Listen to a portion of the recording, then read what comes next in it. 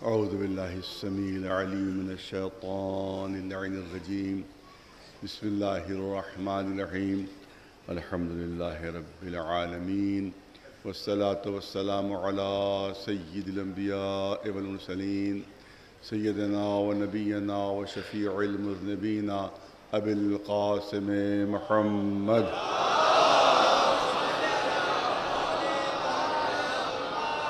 وأهل بيته الطيبين الطاهرين المعصومين. أما بعد، فقد قال الله سبحانه تبارك وتعالى في كتابه المبين وهو أصدق القائلين: ويقول الذين كفروا لولا أنزل عليه آية من ربه إنما أنت منذر ولكل قوم هاد.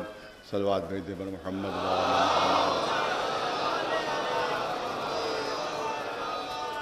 ظاہر دامن وقت میں بالکل گنجائش نہیں رہی ہے. موضوع بہت زیادہ وسیع اور بہت باتیں رہ گئیں، لیکن یہ کہ 8ویں مجلس یہاں پر، اور ظاہر کہ یہ مجلس وہ ہے کہ جن میں لوگوں کی فرمائش رہتی ہے کہ مصائب زیادہ ہوں، لہذا فضائل کی بھی زیادہ گنجائش نہیں رہی ہے. آیت کریمہ اعلان فرما رہی ہے کہ یہ کافر، یہ مشرک کہتے ہیں کہ جو اپنے کو رسول کہہ رہے ہیں، جو اپنے کو نبی کہہ رہے ہیں، اپنے کو پیغمبر کہہ رہے ہیں، ان کے پر اللہ کی طرف سے کوئی آیت، کوئی نشانی، کوئی معجزہ کیوں نہیں نازل ہوتا. میں نے ان مجلسوں میں یہ پیش کرنے کی کوشش کی کہ ان کا دعویٰ جھوٹا تھا، ان کا دعویٰ بالکل غلط تھا، اور قدم قدم پر رسول اللہ نے معجزات پیش فرمائے، لیکن ہر معجزے کے لیے وہ کہہ دیتے تھے کہ یہ تو جادو ہے، یہ تو کہانت ہے، یہ تو فلاں چیز ہے، یہ تو فلاں چیز ہے، اور صرف ضد اور ہٹ دھرمی کا شکار تھے. اسی لیے آیت میں کہا گیا کہ انما انت منذر ولکل قوم ہاد. اے رسول، آپ ان کو عذاب الہی سے ڈرائیے، کیونکہ جو انکار کر رہے ہیں یہ نافہمی اور ناسمجھی میں نہیں کر رہے ہیں، بلکہ ضد اور ہٹ دھرمی میں کر رہے ہیں. تو یہ بات ثابت ہوئی.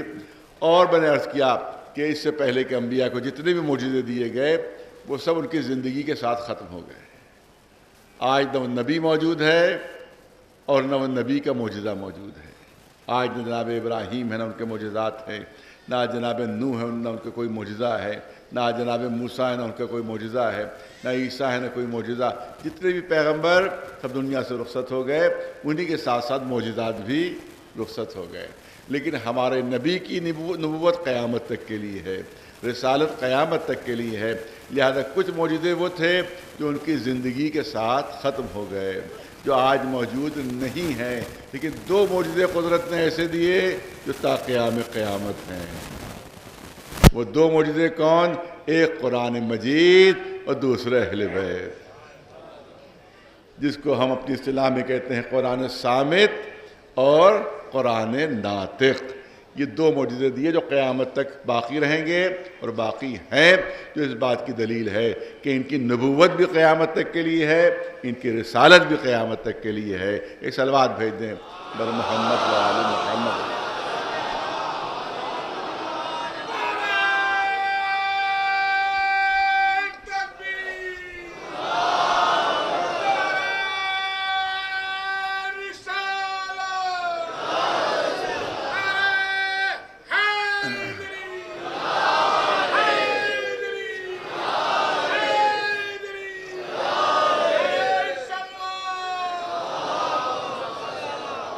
ان مجلسوں میں میری کوشش رہی کہ جو بات کہی جائے وہ دلیل کے ساتھ کہی جائے، اور دلیل میں قرآن مجید کی آیتیں پیش کی میں نے، اور اس طرح سے وہ حدیثیں پیش کی کہ جو متفق علیہ حدیثیں ہیں، جس کو علماء اہل سنت بھی تسلیم کرتے ہیں.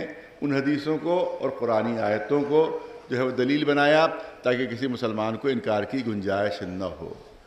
لفاظی سے کوئی فائدہ نہیں ہوتا، زبان درازی سے کوئی فائدہ نہیں ہوتا، فائدہ ہوتا ہے دلیلوں کے ذریعے سے. دلیلیں ایسی ہوں کہ جو دل کے اندر بیٹھ جائیں، جو دل کے اندر راسخ ہو جائیں. لفاظی جو ہوتی ہے وہ ہوا میں اڑ جاتی ہے، اور دلیل جو ہوتی ہے وہ دلوں میں بیٹھ جاتی ہے. ایک صلوات بھیج دیں بلند آواز سے بر محمد و آل محمد. اور مجھے لفاظی آتی بھی نہیں ہے بالکل. لفاظی آتی ہے تو میں لفاظی کر سکتا ہوں. مجھے جو تھوڑا بہت پڑھنے کا موقع ملتا ہے، جو پڑھتا ہوں وہ آپ کے سامنے پیش کر لیتا ہوں، یا بزرگوں کے ذریعے سے جو مجھے ملا ہے، علم سینہ جس کو کہا جاتا ہے، اس کو میں آپ کے سامنے پیش کر لیتا ہوں، ورنہ اور میرا اور کوئی کام نہیں ہے، لفاظی نہ مجھے آتی ہے نہ میں کر سکتا ہوں۔ تو کوشش میری یہ رہی کہ دلائل کے ذریعے سے بات واضح ہو اور دلائل کے ذریعے سے بات پہنچے، تاکہ ہمارے بچے بھی مطمئن ہوں، اور اگر دوسرے مذہب کا بھی کوئی یہاں بیٹھا ہے تو اس کی بات سمجھ میں آئے کہ ہاں بھائی دلیل یہ ہے۔ اب یہ جو میں نے کہا کہ اللہ نے 2 معجزے دیے، ایک قرآن، ایک اہل بیت، مجھے اب لوگ یہ پوچھتے ہیں کہ آپ اس کو بھی قرآن کے ذریعے سے ثابت کیجئے، اس کو بھی بذریعہ قرآن ثابت کیجئے۔ ایک بہت ہی خوبصورت دلیل، ایک بہت ہی حسین دلیل اپنے مذہب و مسلک کے سلسلے میں پیش کرنا چاہتا ہوں۔ قرآن مجید کی دلیل ہے، 2 معجزے اللہ نے دیے ہیں، ایک قرآن مجید ہے اور دوسرے اہل بیت ہیں، اور خود رسول اللہ بھی بذات خود معجزہ ہیں، ان کا قدم قدم معجزہ، ان کا عمل عمل معجزہ۔ بلکہ کسی مجلس میں نے عرض کیا تھا، قرآن اور کچھ ہے ہی نہیں، رسول کی اداؤں کا نام قرآن پڑ گیا ہے۔ رسول عمل کرتے جاتے تھے، قرآن بنتا جاتا تھا، اہل بیت عمل کرتے جاتے تھے، آیتیں اترتی آتی تھیں۔ ایک سلوات بھیجے بلند آواز سے بر محمد علیہ۔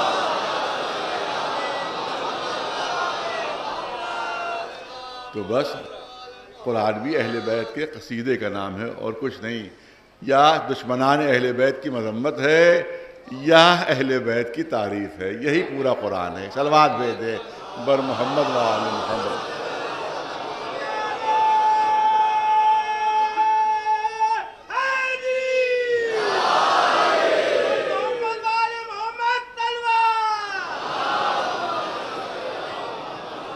ایک بہترین دلیل، ایک خوبصورت دلیل قرآن مجید سے پیش کرنا چاہتا ہوں، بچے اپنے دلوں پر نقش کر لیں، جوان اپنے دلوں پر نقش کر لیں اس دلیل کو جو میں قرآن کے ذریعے سے پیش کرنا چاہتا ہوں۔ قرآن میں اعلان ہو رہا ہے، لَقَدْ آتَيْنَاكَ سَبْعًا مِنَ الْمَثَانِي وَالْقُرْآنِ الْعَظِيمِ۔ اے رسول، ہم نے آپ کو 2 معجزے دیے۔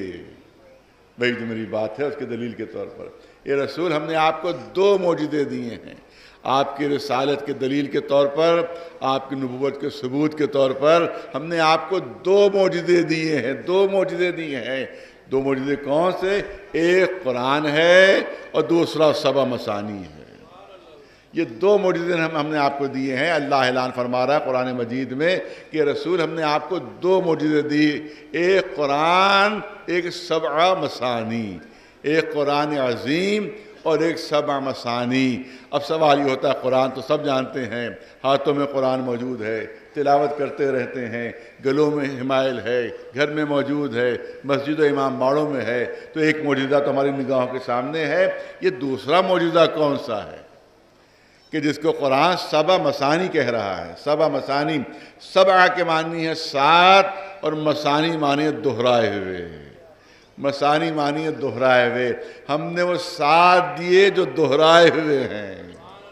ارے توجہ چاہ رہا ہوں آپ حضرات کی، صاحبان فہم ہے، یہاں پر مختلف اس کی تفسیریں کی گئیں۔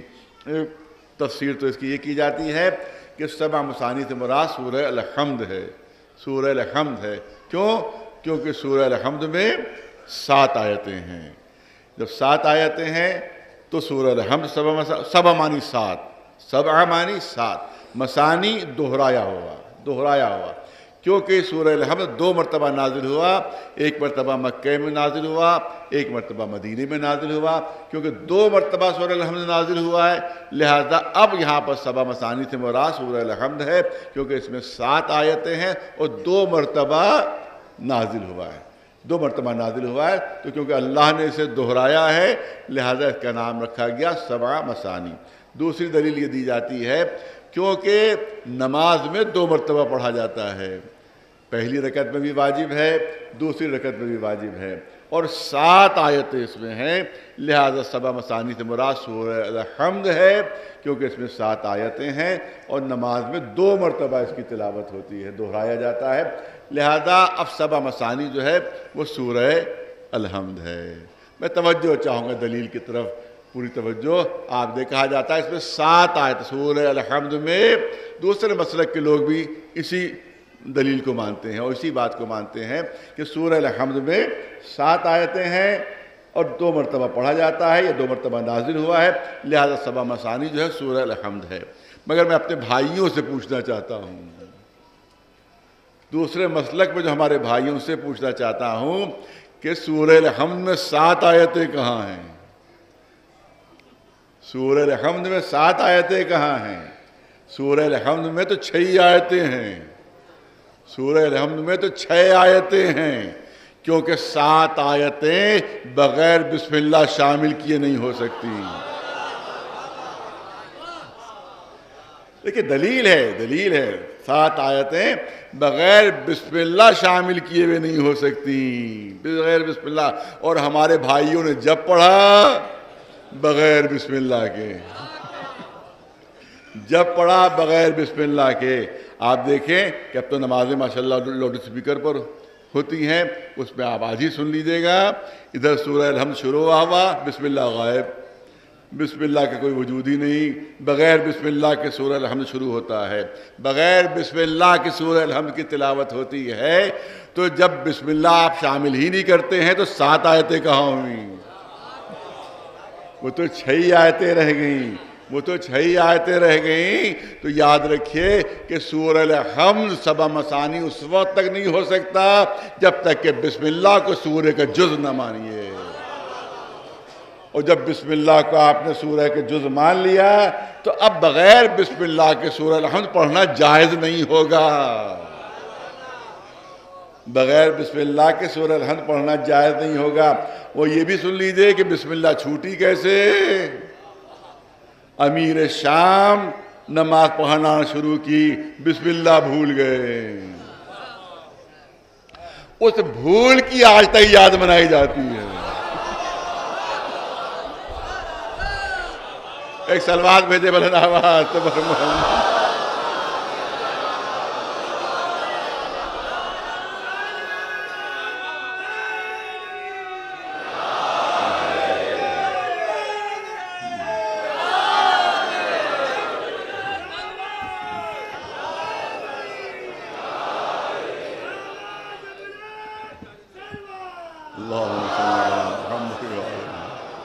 اس بھول کی یاد منائی جاتی ہے۔ اس کے بعد سارے مسلمانوں نے بسم اللہ چھوڑ دی، سارے مسلمانوں نے بسم اللہ چھوڑ دی، اب کوئی بسم اللہ پڑھتا ہی نہیں ہے، کیونکہ امیر شام نے بسم اللہ چھوڑی، لہذا انہی سب نے بھی بسم اللہ چھوڑ دی۔ اب کوئی بسم اللہ نہیں پڑھتا، سورہ الحمد ہو یا کوئی اور سورہ ہو، بغیر بسم اللہ کے شروع ہو جاتا ہے۔ تو میں تو سمجھتا ہوں کہ بھولے نہیں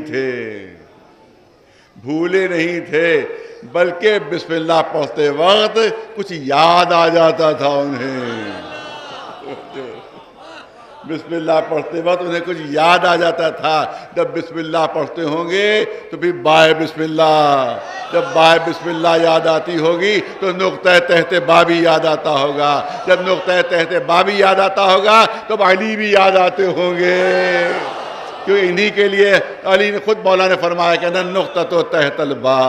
ایک سلوات بھیجے بلند آواز صدر محمد وآلہ۔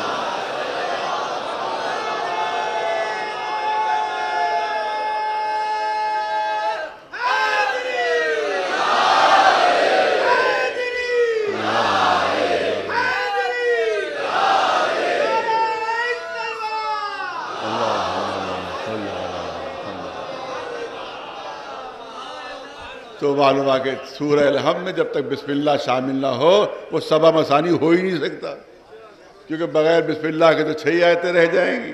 لہذا اگر سبع مثانی آپ مان رہے ہیں سورہ الحمد کو تو بسم اللہ پڑھنا ضروری ہو جائے گا، بسم اللہ پڑھنا ضروری ہو۔ یہ بات لیکن جو اصل دلیل ہے وہ آپ کے سامنے عرض کرنا چاہتا ہوں، پڑھا لکھا مجمع میرے سامنے ہے۔ میرا پوچھنے کا مقصد یہ ہے کہ یہ بتائیں کہ سورہ الحمد قرآن کا جز ہے یا نہیں ہے؟ سورہ الحمد قرآن میں شامل ہے یا نہیں ہے؟ سورہ الحمد داخل ہے یا نہیں ہے؟ سورہ الحمد جز قرآن ہے یا نہیں ہے؟ ہے کوئی مسلمان جو کہہ دے کہ قرآن الگ ہے اور سورہ الحمد الگ ہے، سورہ الحمد قرآن مجید سے جدا ہے، سورہ الحمد قرآن مجید سے الگ ہے؟ کوئی ہے مسلمان کہ کہ سورہ الحمد قرآن میں شامل نہیں، داخل نہیں، جزء قرآن نہیں، ہر مسلمان کا عقیدہ یہ ہے، چاہے کسی مسلک کا کیوں نہ ہو، کہ سورہ الحمد جزء قرآن ہے، داخل قرآن ہے، شامل قرآن ہے۔ تو جب جزء قرآن ہے اور داخل قرآن ہے، تو جب اللہ نے فرما دیا کہ رسول ہم نے آپ کو پورا قرآن بطور معجزہ دیا ہے، تو سورہ الحمد تو داخل قرآن ہے، شامل قرآن ہے، جزء قرآن ہے، تو سورہ الحمد تو خود بخود چلا گیا، سورہ الحمد کا تذکرہ تو خود بخود ہو گیا۔ میں نے یہاں پہ ایک مثال دی تھی، یہاں بھی مثال دینا چاہتا ہوں، اور صرف مثال سمجھانے کے لیے، کیونکہ بات سمجھانے کے لیے مثال ضروری ہوتی ہے۔ تو مثال دوں کہ جیسے میں کسی صاحب سے کہوں کہ میں نے آپ کو پورا ہندوستان دے دیا، کسی صاحب سے میں کہوں کہ پورا ہندوستان دے دیا، اور اس کے بعد کہوں کہ لکھنؤ بھی دے دیا۔ پہلے تو کہوں کہ پورا ہندوستان دے دیا، پھر کہوں لکھنؤ بھی دے دیا، تو یہ میرا جملہ معقول ہوگا؟ نہیں، معقول نہیں۔ اس لیے معقول نہیں ہے کیونکہ لکھنؤ داخل ہندوستان ہے، شامل ہندوستان ہے، جزء ہندوستان ہے۔ تو جب میں نے کہا پورا ہندوستان دے دیا، تو لکھنؤ تو خود بخود چلا گیا۔ اگر الگ ہوتا تو الگ سے کہنے کی ضرورت ہوتی، اگر جدا ہوتا تو الگ سے بیان کرنے کی ضرورت ہوتی کہ صاحب لکھنؤ بھی دے دیا۔ تو جب اللہ نے فرما دیا کہ ہم نے آپ کو قرآن بطور معجزہ دیا، تو سورہ الحمد تو خود بخود چلا گیا، سورہ الحمد تو خود بخود داخل و شامل ہے۔ الگ سے تذکرہ کرنا سبع مثانی کا خود اس بات کی دلیل ہے کہ کوئی قرآن کے برابر کا ایک الگ معجزہ ہے، قرآن سے جدا کوئی معجزہ ہے، قرآن سے الگ کوئی معجزہ ہے کہ جس کو قرآن کے برابر ٹھہرایا گیا ہے۔ دو معجزے دیے، قرآن مجید بطور معجزہ اور سبع مثانی بطور معجزہ۔ قرآن میں اشارے ہیں، قرآن میں کوڈ ورڈز ہیں، قرآن میں کوئی تفصیل نہیں ہے، قرآن اشاروں کی کتاب ہے۔ اب اشاروں کا سمجھنا ہمارا کام ہے، اسی لیے کہا کہ عقل مند کے لیے اشارہ کافی ہوتا ہے، یہ اسی موقع کے لیے کہا گیا ہے کہ عقل مند کے لیے اشارہ کافی۔ قرآن اشارہ کر رہا ہے، آپ سمجھئے کہ سبع مثانی کون ہے؟ وہ سات جو دہرائے گئے، وہ سات جو دہرائے گئے۔ 14 معصومین میں صرف 7 نام ہیں، 7ویں کے علاوہ کوئی 8واں نام نہیں ہے، صرف 7 نام ہے، 8واں نام نہیں ہے۔ ابھی کوئی بچہ بھی گن کے بتا سکتا ہے، پہلا نام محمد، دوسرا نام علی، تیسرا نام فاطمہ، چوتھا نام حسن، 5واں نام حسین، پھر چوتھے امام کا نام علی، پھر 5ویں امام کا نام محمد، پھر 5ویں امام کا نام محمد، 6ٹھے امام کا نام جعفر، اب 6 ہوئے، 7ویں امام کا نام موسیٰ، اب 7 ہوئے۔ اس کے بعد جتنے نام ہیں سب دہرائے ہوئے، کوئی علی ہے، کوئی حسن ہے، کوئی محمد ہے۔ جب انہی 7 کو دہرایا، جب انہی 7 کو دہرایا تو 14 بن گئے۔ قدرت نے اعلان کیا ہم نے آپ کو 2 معجزے دیے ہیں، ایک قرآن مجید، دوسرے اہل بیت۔ ایک صلوات بھیج دے برادر۔ بہرحال بہت کم وقت ہے اور بڑی مشکل میرے لیے ہے کہ میں اس موضوع کو کس طرح سے آپ کے سامنے پیش کروں۔ آپ دیکھیں اب قرآن و اہل بیت پر گفتگو ہو رہی ہے، قرآن و اہل بیت پر گفتگو ہو رہی ہے۔ آپ دیکھیں کہ آج سے 20-22 سال پہلے یا شاید اس سے بھی پہلے میں یہ بات کبھی شاید یہاں پر عرض کر چکا ہوں، لیکن ظاہر کہ آج جو 30 سال کا جوان ہے وہ 22-23 سال پہلے 6-7 برس کا ہوگا تو ظاہر کو یاد نہیں ہوگی، لہذا میں اس بات کو دوبارہ آپ کے سامنے پیش کر رہا ہوں، اور بہت اہم پہلو ہے جو آپ کے سامنے عرض کر رہا ہوں کہ مصر میں قرآن مجید پر کمپیوٹر کے ذریعے سے ریسرچ ہوئی، کمپیوٹر کے ذریعے ریسرچ ہوئی، اس کی پوری کتاب چھپ چکی ہے، پوری کتاب چھپ چکی ہے، اور اتباع سے میرے پاس کتاب بھی موجود ہے، کوئی بھی اگر دیکھنا چاہے تو دیکھ سکتا ہے۔ کمپیوٹر کے ذریعے سے ریسرچ ہوئی، کمپیوٹر کے ذریعے سے ریسرچ ہوئی، اور اس ریسرچ کے ذریعے سے بہت سی چیزیں سامنے آئیں، تمام چیزیں بیان نہیں ہو سکتی، 1-2 چیزیں جلدی آپ کے سامنے پیش کرنا ہے۔ پہلی بات تو ریسرچ کے ذریعے یہ معلوم ہوئی کہ قرآن مجید کا بنیادی عدد 19 ہے۔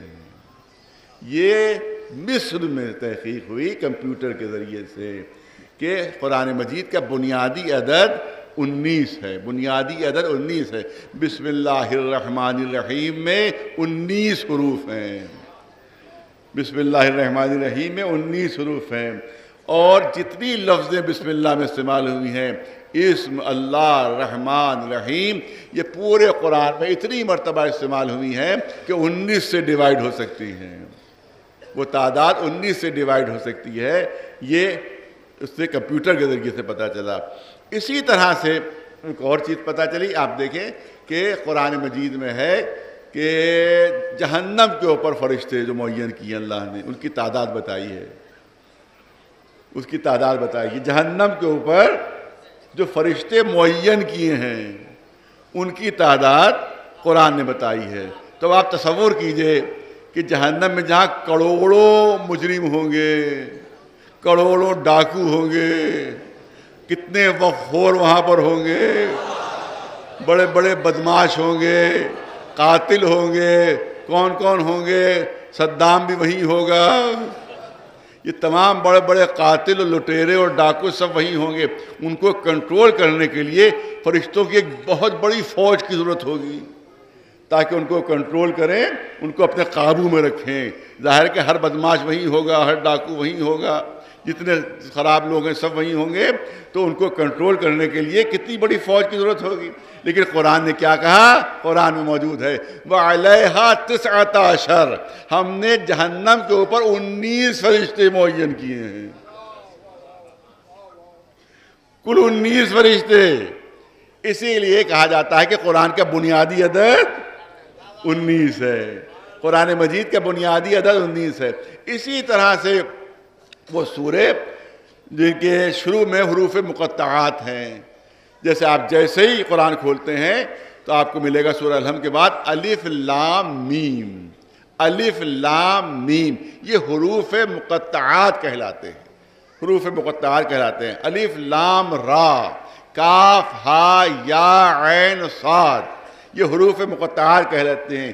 کہیں پر کوئی ایک ہی حرف ہے، جیسے نون، کہیں پر صرف قاف، ایک ہی حرف ہے سورے میں۔ تو 29 سورے قرآن مجید میں ہیں جو ان حروف مقطعات سے شروع ہوتے ہیں، 29 سورے قرآن میں ہیں، اور الفابیٹس بھی عربی میں 29 ہیں، الفابیٹس عربی میں 29 ہیں۔ عجیب چیز ہے، بہت توجہ رہے، الفابیٹس بھی عربی میں 29 ہیں، اور تمام حروف مقطعات کو اگر جمع کیا جائے، الف لام را کاف ہا یا عین صاد الف لام میم، یہ تمام چیزیں اگر تمام حروف جمع کیے جائیں تو ان کی تعداد کافی ہے، ان کی تعداد کافی ہے۔ لیکن اللہ نے 29 الفابیٹس میں سے صرف 14 کو منتخب کیا ہے۔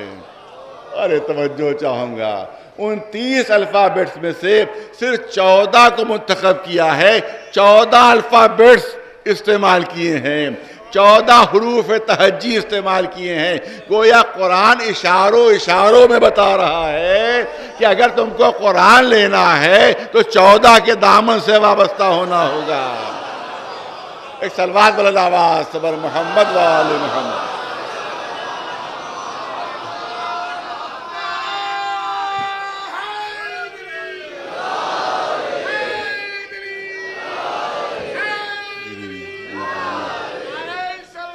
اللہم صلی علی محمد۔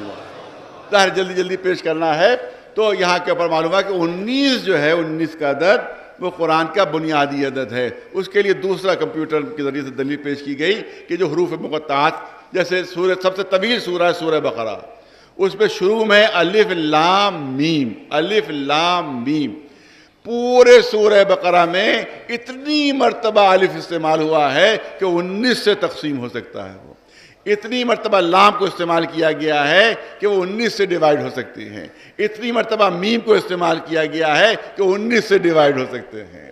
اسی طرح سے سورہ قاف، جس کے شروع میں صرف قاف ہے، صرف قاف ہے۔ اب یہاں کے اوپر کمپیوٹر کے ذریعے سے معلوم ہوا کہ پورے قرآن مجید میں اس میں 57 قاف ہیں جو 19 سے ڈیوائیڈ ہو سکتے ہیں۔ بہت توجہ رہے، 57 قاف ہے 19 سے ڈیوائیڈ۔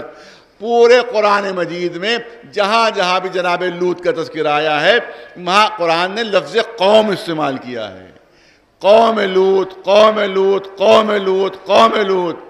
لیکن جب سورہ قاف میں جناب لوط کا تذکرہ ہوا تو اب قوم کا لفظ ہٹا دیا، اخوان و لوط بجائے قوم کے لفظ اخوان استعمال ہوا. صرف پورے قرآن میں ایک مرتبہ جناب لوط کے ساتھ اخوان کا لفظ استعمال ہوا، ورنہ ہر جگہ قوم کا لفظ، قوم لوط، قوم لوط. مگر سورہ قاف میں لفظ قوم ہٹا کر لفظ اخوان استعمال ہوا، اخوان و لوط. کیونکہ اگر یہاں بھی قوم کا لفظ استعمال ہو جاتا تو ایک قاف بڑھ جاتا. ارے توجہ رہے تو 58 قاف ہو جاتے جو 19 سے تقسیم نہ ہو پاتے. تو اب مصر میں تحقیق ہوئی کہ قرآن کا بنیادی عدد 19 ہے، قرآن کا بنیادی عدد 19 ہے. ظاہر ہے ان کی تحقیق صرف قرآن تک رہی، لیکن ہمارے سامنے تو رسول کی حدیث ہے کہ انی تارک فیکم الثقلین کتاب اللہ و عطرتی اہل بیتی. ہم دو چیزیں چھوڑ کر جا رہے ہیں، ایک قرآن، ایک اہل بیت. تو ہمارے ریسرچ کا قدم تو در اہل بیت تک پہنچیں گے، ہماری ریسرچ تو در اہل بیت تک پہنچے گی. تو جس طرح سے ریسرچ ہوئی کہ قرآن کا بنیادی عدد 19 ہے، اسی طرح سے اہل بیت کا بنیادی عدد بھی 19 ہی ہے. ابھی حساب لگائی محمد میں کتنے حروف ہیں؟ 4 حروف. فاطمہ میں کتنے ہیں؟ 5. 5 4 9 ہوئے. علی میں کتنے ہیں؟ 3. 9 3 12 ہوئے. حسن میں کتنے ہیں؟ 3. 12 3 15 ہوئے. اب 19 پہ کتنے رہ گئے؟ 19 پہ کتنے رہ گئے؟ 4 حروف. حسین میں کتنے ہیں؟ 4. 15 اور 4 19. اگر قرآن صامت کا بنیادی عدد 19 ہے تو قرآن ناطق کا بنیادی عدد بھی 19 نظر آ رہا ہے.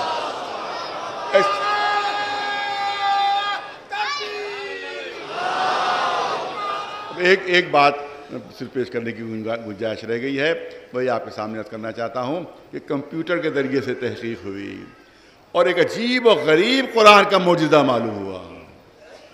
عجیب و غریب قرآن مجید کا معجزہ معلوم ہوا. وہ جانتے کیا معجزہ ہے؟ وہ معجزہ یہ معلوم ہوا کہ قرآن کی آیتوں کے لینتھ میں رفتہ رفتہ اضافہ ہوا ہے. قرآن مجید کی آیتوں کے طول میں رفتہ رفتہ اضافہ ہوا ہے. شروع کی آیتیں چھوٹی ہیں، اس کے بعد جو آیتیں نازل ہوئی ہیں وہ ان سے طول میں کچھ زیادہ ہیں. اس کے بعد جو آیتیں نازل ہوئی ہیں ان کا لینتھ کچھ اور زیادہ ہے. اس کے بعد جو آیتیں نازل ہوئی ہیں ان کا طول تھوڑا سا کچھ اور بڑھا ہوا ہے. عجیب معجزہ ہے، عجیب معجزہ. قرآن لکھی ہوئی کتاب نہیں آئی تھی. ارے پڑھا لکھا مجمع ہے، پڑھا لکھا مجمع اس کے لیے جملے ہیں. قرآن لکھی ہوئی کتاب نہیں آئی تھی جو انسان کے سامنے پچھلے جملے ہوں اور اسی کو ناپ ناپ کے وہ اگلا جملہ تھوڑا تھوڑا بڑھاتا رہے، اس کے طول میں اضافہ ہوتا رہے. 23 برس میں رفتہ رفتہ نازل ہوا تھا. ارے عجیب معجزہ ہے. 23 برس میں قرآن مجید رفتہ رفتہ نازل ہوا تھا. کون انسان یاد رکھ سکتا ہے کہ 23 برس پہلے جو میں نے جملہ بولا تھا اس کا لینتھ تو لمبائی یہ تھی، اور 23 برس بعد جو میں جملہ بول رہا ہوں اس کے مناسبت سے اس کا لینتھ کیا ہونا چاہیے یہ کسی انسان کے بس میں ہے ہی نہیں. اسی بات کا یہ بہترین ثبوت ہے کہ انسان کا کلام ہے ہی نہیں، یہ خالق انسان کا کلام ہے. رفتہ رفتہ طول میں اضافہ ہوا. جو ابتدائی آیتیں ہیں وہ بہت چھوٹی ہیں. قرآن کی تلاوت کر لیجئے. شروع کی آیتیں بہت چھوٹی چھوٹی، اس کے بعد جو کچھ عرصے بعد نازل ہوئی ہیں ان کا طول کچھ اور بڑھا ہوا. اس کے بعد جو نازل ہوئی ہیں ان کے طول میں کچھ تھوڑا اور اضافہ، تھوڑا اور اضافہ. لیکن عجیب معجزہ ہے، نہ شروع کی آیتیں بہت چھوٹی ہونے پائیں نہ آخر کی آیتیں بہت طویل ہونے پائیں. ارے توجہ رہے، یہ کمپیوٹر کے ذریعے سے پتا چلا یہ کمپیوٹر کے ذریعے سے راز کھلا کہ رفتہ رفتہ طول میں اضافہ ہوا. شروع کی آیتیں چھوٹی ہیں، ابتدائی آیتیں چھوٹی ہیں، رفتہ رفتہ جو آخر کی آیتیں ہیں وہ طولانی ہیں، ان کے طول جو ہے وہ بڑھا ہوا طول ہے. لیکن ظاہر ہے کہ کمپیوٹر کے ذریعے سے تحقیق ہو رہی تھی. ہمیں تو راز معلوم تھا، لیکن دنیا اسلام پر اس کمپیوٹر نے راز کھولا. دنیا اسلام پر اس کمپیوٹر نے راز کھولا. اور یاد رکھیے کہ تقیہ انسانوں پر واجب ہے، کمپیوٹر پر تقیہ واجب نہیں ہے. بھئی تقیہ کا حکم انسانوں کے لیے ہے، کمپیوٹر کے لیے تو تقیہ نہیں ہے. لہذا کمپیوٹر نے اس راز پر سے پردہ ہٹایا کہ شروع قرآن میں آیت نازل ہوئی ہے، پوری آیتیں فیڈ کی جا رہی تھی کمپیوٹر کے اندر. جیسے یہ آیت فیڈ کی گئی جو ابتدائے قرآن میں ہے، پورا سسٹم رک گیا، پورا سسٹم رک گیا کہ یہ آیت یہاں کہاں آ گئی، یہ شروع میں کیسے آ گئی. اس کا طول تو بتا رہا ہے کہ اس کو آخر قرآن میں ہونا چاہیے تھا. الیوم اکملت لکم دینکم واتممت علیکم نعمتی ورضیت لکم الاسلام دینا. ایک صلوات بھیجے مولانا محمد.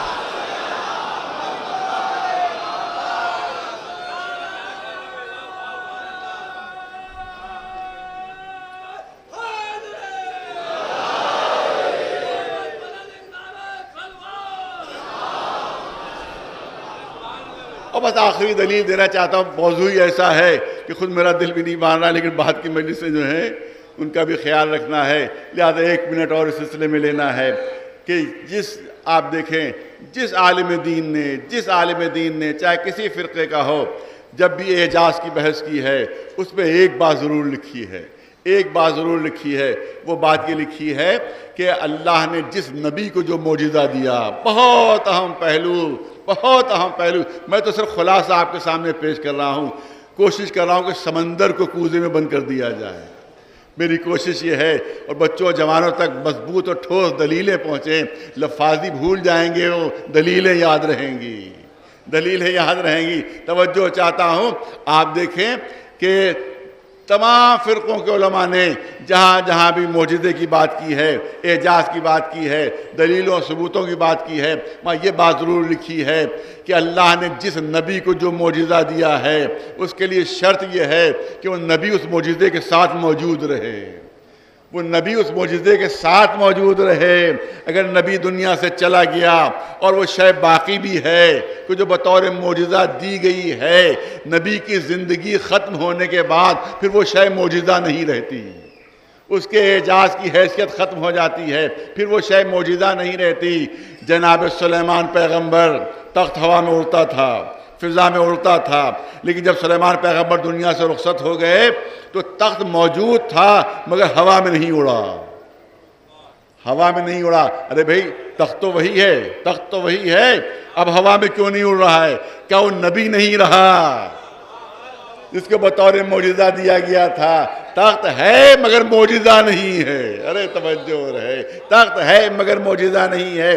جناب موسیٰ عصا بطور معجزہ دیا گیا تھا کہ جب زمین میں ڈالتے تھے تو اژدہا بن جاتا تھا، جب آرام کرنے کے لیے لیٹتے تھے تو سایہ دار درخت بن جاتا تھا.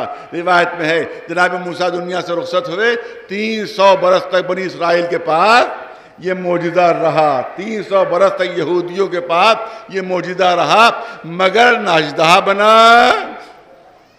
نہ سایہ دار درخت بنا. اور اللہ کا شکر ہے کہ قدرت نے یہ رکھی بات کہ وہ معجزہ نہیں رہا، ورنہ بغیر عصا کے تو اتنا ہنگامہ مچائے میں یہودی. اگر موسیٰ کا عصا ہوتا تو اس وقت کیا حشر ہوتا دنیا والوں کا. لہذا بہت غنیمت ہے کہ وہ عصا ان کے پاس موجود نہیں ہے. ایک صلوات بھیجے محمد وال.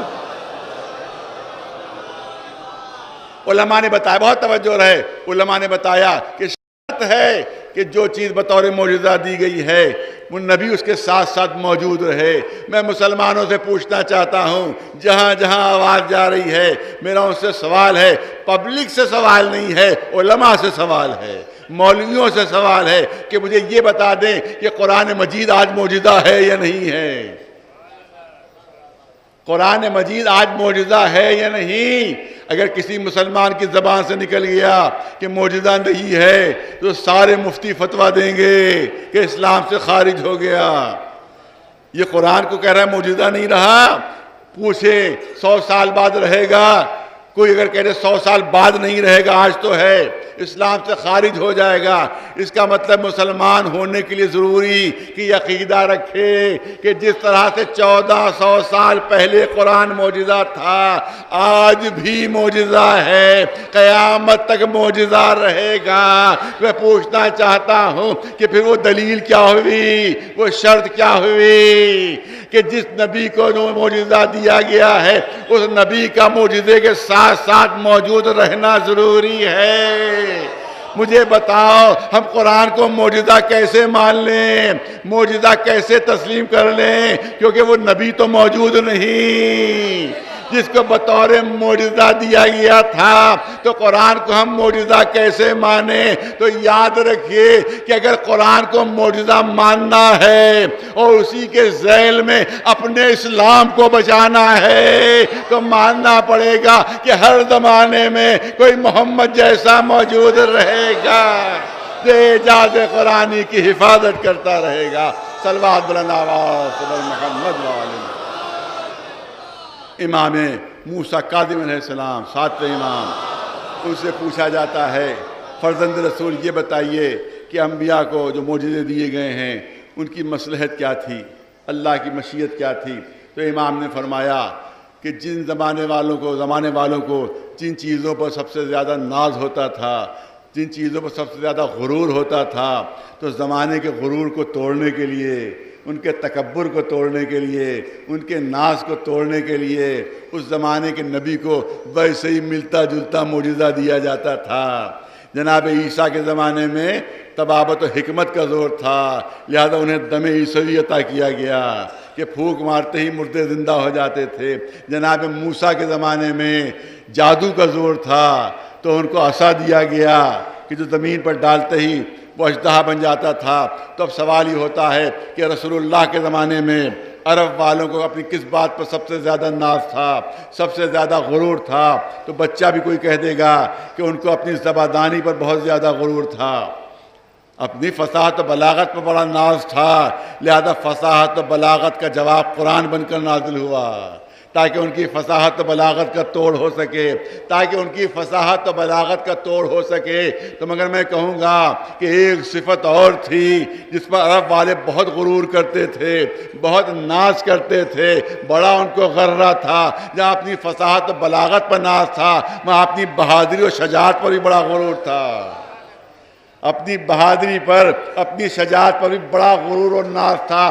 تو اگر رسول کو صرف ایک معجزہ بطور قرآن دیا گیا ہوتا تو عرب والے قیامت تک فخر کرتے رہتے کہ فصاحت و بلاغت کا تو جواب ہو گیا مگر ہماری شجاعت کا کوئی توڑ نہ ہو سکا، ہماری بہادری کا کوئی جواب نہ ہو سکا۔ لہذا دو معجزے دیے گئے، ایک وہ جو فصاحت و بلاغت کا توڑ کرے، دوسرا وہ ہو جو بہادری و شجاعت کا توڑ ہو، مگر فرق یہ رکھا کہ جو فصاحت و بلاغت کا معجزہ تھا وہ قلب پر نازل ہو رہا تھا، جو شجاعت و بہادری کا معجزہ تھا وہ آغوش میں اتر رہا تھا۔ ایک صلوات بھیجے مولانا آواز خبر محمد والے۔ تو اب لفظوں کو بدل دیجئے، اب لفظوں کو بدل دیجئے، اب یہ نہ کہا کیجئے کہ علی بہادر تھے، یہ نہ کہا کیجئے شجاع تھے، بلکہ یہ کہا کیجئے کہ بہادری کا معجزہ تھے، شجاعت کا معجزہ تھے علی۔ ایک صلوات بھیجے مولانا آواز خبر محمد والے۔ بہادری اور شجاعت کے معجزے کا نام ہے علی، بلکہ میں نے کسی مجلس میں عرض کیا تھا کہ بہادری کے سمبل کا نام ہے علی، بہادری کے علامت کا نام ہے علی۔ جس طرح سے سورج روشنی کا سمبل ہے اسی طرح سے علی بہادری کا سمبل ہے۔ ایک صلوات بھیجے بلند آواز سے بر محمد وآلہ۔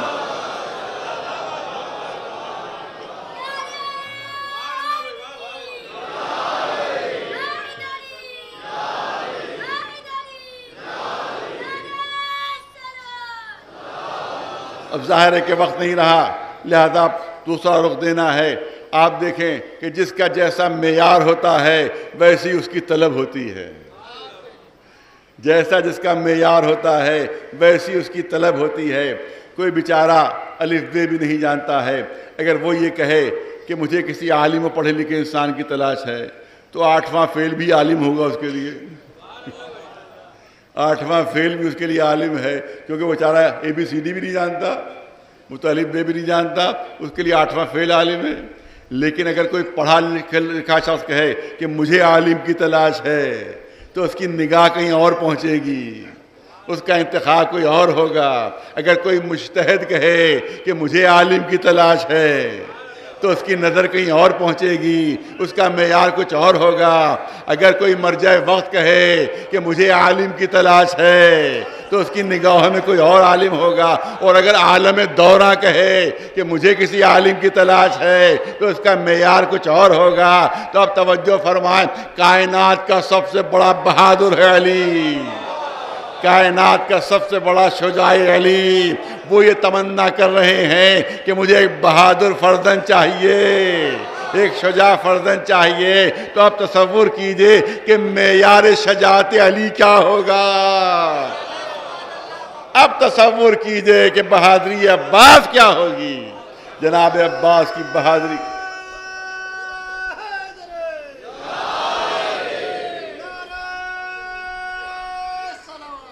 ایسا فرزند جو بہادر اور شجاع خاندان کا ہو، جس کے رگوں میں خون بہادری بن کر دوڑ رہی ہو، اور وہ میری نیابت کرے کربلا کے میدان میں۔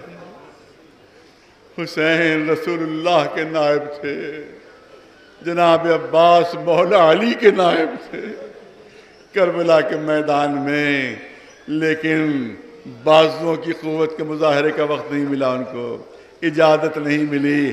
آپ دیکھیں، اب بہت کم وقت ہے لہذا بہت شارٹ کر کے پیش کر رہا ہوں کہ بہادری دو طرح کی ہوتی ہے، ایک بہادری قوت بازو کی بہادری ہوتی ہے، اور ایک بہادری قوت برداشت کی بہادری ہوتی ہے، ایک بہادری صبر کی بہادری ہوتی ہے۔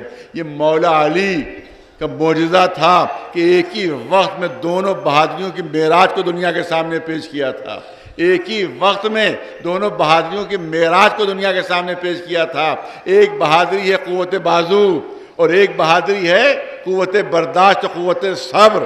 دنیا کے سب سے بڑے پہلوان عمرو کو زیر کر کے بتایا تھا کہ اگر قوت بازو کا نام بہادری ہے تو اس میں بھی علی سے بڑھ کر کوئی نہیں، اور جب وہ گستاخی کرتا ہے تو سینے سے اتر کر ٹہل کر بتایا تھا کہ اگر قوت برداشت کا نام بہادری ہے، اگر قوت صبر کا نام بہادری ہے تو اس میں بھی مجھ سے بڑھ کر کوئی نہیں۔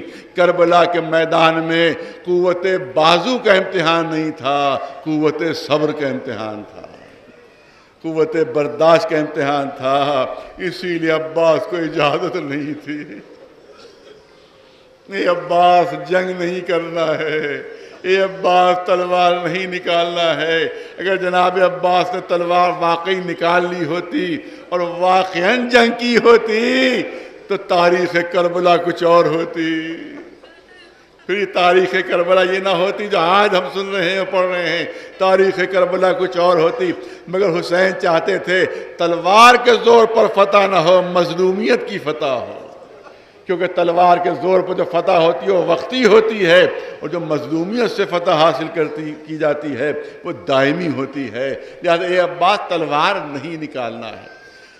تو اب میرا عقیدہ ہے کہ جب مولا کی طرف سے منع ہو گیا تھا کہ تلوار نہیں نکالنا ہے تو تلوار کے قبضے پر ہاتھ جانا کیسا، تلوار نکالنا کیسا؟ عباس نے تلوار کو نظر بھر کے دیکھا بھی نہیں ہوگا، کیونکہ آقا کا حکم نہیں ہے۔ اب تصور کیجئے کہ جب اون و محمد کے لاشیں آئے ہوں گے تو عباس نے کیسی قوت صبر کا مظاہرہ کیا ہوگا، جب قاسم کا پامال شدہ لاشا آیا ہوگا تو عباس کی قوت صبر کیسا صبر کرنا پڑا ہوگا۔ لیکن آخر میں جب پورا لشکر ختم ہو گیا تب حسین کے سامنے ہاتھ جوڑے ہوئے، آقا اب تو مرنے کی اجازت دی، اے عباس تم میرے لشکر کے لمدار، اے عباس تم میرے لشکر کی زینت۔ نظر یمیناً و شمالا، جناب عباس نے دائیں طرف دیکھا، بائیں طرف دیکھا، اے آقا وہ لشکر کہاں رہا کہ جس کا علمدار تھا، اب جہاں لشکر ہے وہیں علمداری کروں گا۔ روایت کہتی ہے کہ کچھ بچے خیموں سے نکل آئے، ہاتھ میں سوکھے کوزے لیے ہوئے، ہائے پیاس ہمیں مارے ڈال رہی ہے، ہائے پیاس ہمارا کلیجہ بھونے دے رہی ہے۔ امام نے منظر دیکھا، اے عباس دیکھ رہے بچوں کا حال، کتنے بچے پیاس سے دم توڑ چکے ہیں، لہذا اگر مر نہیں جانا چاہتے ہو تو ان کے لیے تھوڑے سے پانی کا اہتمام کر دو۔ جاتے ہیں، مشق سکینہ لے کر پلٹتے ہیں، تفصیلی مصائب کا موقع نہیں، پہلے ہی حملے میں فرات پر قبضہ ہو جاتا ہے، فرات پر قبضہ ہو جاتا ہے۔ پہلے ہی حملے میں حمید ابن مسلم جو واقعات لکھ رہا تھا کربلا کے، جناب مختار نے پوچھا کہ تم نے عباس کی جنگ کو دیکھا، عباس کی جنگ کو دیکھا کربلا میں؟ حمید نے کہا نہیں میں نے جنگ کو نہیں دیکھا ان کی۔ کہا نہیں انہیں تو جنگ کی؟ کہا نہیں عباس میں کوئی جنگ نہیں کی تھی، کربلا میں عباس نے کوئی جنگ کی ہی نہیں تھی۔ کہا نہیں فرات پر تو حملہ کیا تھا۔ کہا فرات پر حملہ تو کیا تھا، مگر اتنا سن لو کہ ہم نے صرف عباس کو خیمے سے باہر نکلتے دیکھا، اب جو پلک جھپکی تو فرات پر قبضہ عباس کا ہو چکا تھا۔ ہم دیکھ ہی نہیں پائے کہ عباس نے کس طرح سے قبضہ کیا، پلک جھپکتے میں فرات پر قبضہ ہو چکا تھا عباس کا۔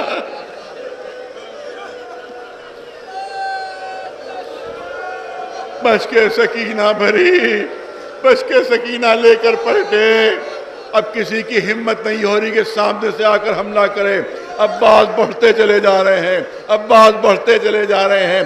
پسر سعد گھبرا گیا، تمام سرداروں کو جمع کیا، ارے غضب ہو جائے گا، جنگ کا نقشہ پلٹ جائے گا اگر یہ پانی خیموں تک پہنچ گیا، لہذا روکنا ہے پانی، کسی طرح سے روکو پانی کو، پانی پہنچنا نہیں چاہیے۔ ان سرداروں نے کہا ہم عباس کو دیکھ رہے ہیں کہ عباس کی پوری توجہ مشق کی طرف ہے، اپنی طرف کوئی توجہ ہی نہیں ہے عباس کو، پوری توجہ مشق کی طرف ہے کہ کوئی تیر نہ لگنے پائے، کوئی تلوار نہ لگنے پائے، کوئی نیزہ نہ لگنے پائے، پوری توجہ مشق کی طرف ہے، اپنی طرف سے بالکل متوجہ نہیں ہے، لہذا اگر چھپ کر حملہ ہو تو شاید حملہ کامیاب ہو جائے۔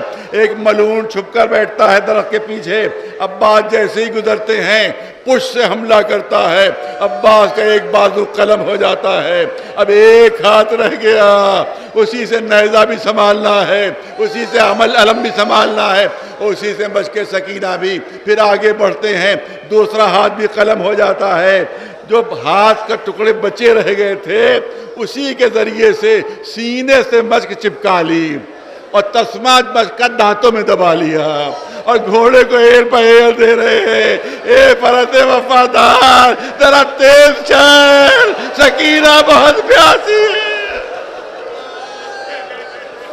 اے فرس وفادار علی اصغر دم توڑنے والا ہے، ذرا تیز چل۔ حمید کہتا ہے میں دیکھ رہا تھا جناب عباس، دونوں ہاتھ کٹے ہوئے، مشق دانتوں میں دبی ہوئی، گھوڑے پر بلند ہوتے تھے اور آگے کچھ دیکھتے تھے، پھر گھوڑے پر بلند ہوتے تھے، پھر آگے کچھ دیکھتے تھے۔ وہ کہتا مجھے تعجب ہوا کہ اس عالم میں دونوں ہاتھ کٹے ہوئے ہیں، مشق کا تسمہ دانتوں میں دبا ہوا ہے، یا آخر عباس بلند ہو کر کیا دیکھتے ہیں؟ وہ کہتا ہے میں نے غور کیا تو مجھے اندازہ ہوا، عباس بلند ہو کر دیکھتے تھے کہ اب سکینہ کا خیمہ کتنی دور رہ گیا، اب سکینہ کا خیمہ کتنی دور رہ گیا۔ ہرملا جب گرفتار ہو کر مختار کے دربار میں آیا ہے تو مختار نے پوچھا کہ تم نے کربلا میں کیا کیا؟ کہا میں نے جنگ نہیں لڑی کربلا میں۔ ہرملا کہتا ہے میں نے جنگ نہیں لڑی کربلا میں، پھر کیا کیا؟ کہا میں نے صرف 3 تیر چلائے تھے، میں تو خیمے میں بیٹھا ہوا تھا، مجھے پسر سعد نے طلب کیا کہ تم سے بڑا تیر انداز اس وقت دنیا میں موجود نہیں ہے، اس وقت تمہارا کام ہے۔ میں نے 3 تیر چلائے تھے۔ کہ پہلا تیر کب چلایا تھا؟ کہ اس وقت چلایا تھا جب عباس مشق لے کر آ رہے تھے،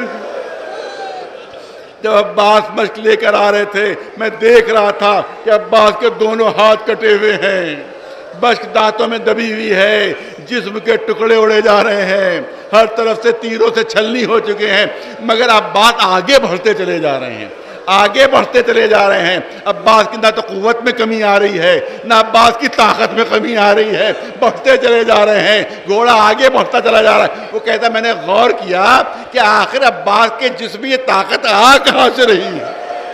ارے توجہ چاہوں گا, حرم اللہ مختار کے دربار میں بیان کر رہا ہے کہ میں نے یہ غور کیا کہ آخر اتنا زخمی ہونے کے بعد, دونوں ہاتھ کٹنے کے بعد, تیروں سے چھلنی ہو جانے کے بعد, یہ عباس کے جسم میں اتنی قوت کہاں سے آ رہی ہے, اتنی طاقت کہاں سے آ رہی ہے کہ گھوڑے کو بڑھاتے چلے جا رہے ہیں. کہ مجھے اندازہ ہوا کہ یہ مشق سکینہ سے طاقت مل رہی ہے عباس کو, مشق سکینہ سے طاقت مل رہی ہے. ارے جب تک مشق سلامت ہے عباس گھوڑے سے گرے گے نہیں.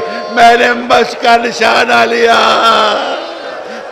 کر تیر مارا, ٹھیک مشق پر تیر پڑا, عباس کا سینہ بھی چھن گیا. اب عباس نے اپنا گھوڑا موڑا, چاروں طرف سے حملہ شروع ہوا. ایک ملور قریب آتا ہے, اے عباس بڑے بہادر ہو, بڑے شجاع ہو, میرا حملہ روک سکتے ہو تو روک لو. اس نے گرد سامنے لیا. عباس نے حسرت سے آسمان کی طرف دیکھا, پالنے والے تو دیکھ رہا ہے میرے دونوں ہاتھ کٹے ہوئے, سر پر گرد پڑتا ہے, چورا کر زمین پر گرتے ہیں, چورا کر زمین پر گرتا آواز دیتے ہیں, آقا غلام کا سلام آخر قبول کیجئے, آقا غلام کا سلام آخر قبول کیجئے. ہاں شہادت نہیں پڑھنا ہے, بس 2-3 جملے عرض کرنا ہے. مروان روایت کرتا ہے کہ میں مدینے میں جنت البقیع سے گزر رہا تھا, میں نے دیکھا فاطمہ زہرا کی قبر کے اوپر ایک مومنہ, سر کے بال اس کے کھلے ہوئے ہیں, اور وہ قبر پر کہہ رہی ہے اے شہزادی فاطمہ زہرا, ارے اپنے بیٹے عباس کی تعزیت قبول کیجئے, اپنے بیٹے عباس کی تعزیت قبول کیجئے, اپنے فرزند عباس کی تعزیت قبول کیجئے. مروان گزر رہا تھا, کہہ رہا تھا کہ ارے یہ تو بنی ہاشم کی عورت ہے, اس کو یہ بھی نہیں معلوم کہ عباس فاطمہ کے بیٹے نہیں تھے, ام البنین کے بیٹے تھے. یہ عورت کیا کہہ رہی ہے کہ اپنے فرزند کی تعزیت قبول کیے. لوگوں نے کہا یہ خود ام البنین ہے, جو خود ام البنین ہے, جو فاطمہ زہرا کو جناب عباس کی تعزیت پیش کر رہی ہے. اس کے بعد قبر سے سر اٹھایا, کربلا کا رخ کیا. اے عباس, مجھے یہ خبر دی گئی ہے کہ تمہیں مار دیا گیا, تمہیں قتل کر دیا گیا. میں کیسے یقین کروں, کیا دنیا میں کوئی ایسا پیدا ہو سکتا ہے جو میرے عباس کو مار دے؟ کیا دنیا میں کوئی ایسا پیدا ہو سکتا ہے جو میرے عباس کو مار دے؟ لیکن مجھے اس وقت یقین آیا جب مجھے یہ بتایا گیا کہ زینب کے سر سے چادر چھینی گئی, جب مجھے یہ بتایا گیا کہ سکینہ کے تماچے مارے گئے, جب مجھے یہ معلوم ہوا کہ زین العابدین کے تازیانے لگائے گئے, تب مجھے یقین آیا میرا عباس مارا گیا, میرا عباس مارا گیا. اگر وہ زندہ ہوتا تو کس میں ہمت تھی کہ زینب کے سر سے چادر چھینتا, سکینہ کے تماچے. بس آخری جملے, جب تک جناب مختار نے انتقام نہیں لے لیا ہے, اہل حرم نے عید نہیں منائی, اہل حرم نے عید نہیں منائی. جب بھی عید کا وقت ہوتا تھا ایک دوسرے کے گھر تعزیت کے لیے جاتے تھے.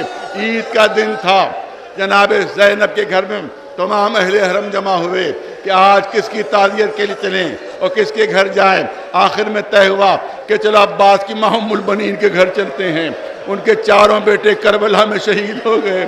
اب ان کے پاس عباس کا ایک چھوٹا سا بیٹا فضل موجود ہے, اس کے علاوہ ان کے پاس کوئی موجود نہیں ہے. چلو چلتے ہیں ان کے گھر تعزیت ادا کرتے ہیں. آگے آگے جناب زینب, پیچھے پیچھے اہل حرم. جیسے ہی جناب ام البنین کے گھر میں جناب زینب داخل ہوتی ہیں, روایت کہتی ہیں ام البنین تعظیم کے لیے کھڑی ہو گئیں. اے علی کی بیٹی, آپ نے کیسے زحمت فرمائی, ارے ایک کنیز کے گھر میں آپ تشریف لائیں, آپ کا بے انتہا شکریہ. لیکن یہ کنیز آپ سے معافی مانگتی ہے. کیا کس بات کی معافی؟ کیا شہزادی اس وقت گھر میں کھانے کو کچھ نہیں ہے, میں کوئی کھانے کی چیز پیش نہیں کر سکتی, بس تھوڑا سا پانی پیش کر دوں گی. یہ کہہ کر عجیب انداز اختیار کیا. عباس کے ننھے سے بیٹے کو قریب بلایا, ایک چھوٹی سی میچ عباس کے بیٹے کے گلے میں ڈالی، فرماتی ہے اے عباس کے بیٹے آگے بڑھو اور کربلا کے پیاسوں کو پانی پلاؤ۔ اب جو یہ منظر جناب زینب نے دیکھا تڑپ کر کھڑی ہو گئی، کربلا کا رخ کیا، اے عباس اگر تم ہمیں پانی نہ پلا سکے تو شرمندہ نہ ہونا، آؤ دیکھو تمہارا بیٹا ہمیں پانی پلا رہا ہے، تمہارا فرزند ہمیں پانی پلا رہا ہے، اے عباس شرمندہ نہ ہو۔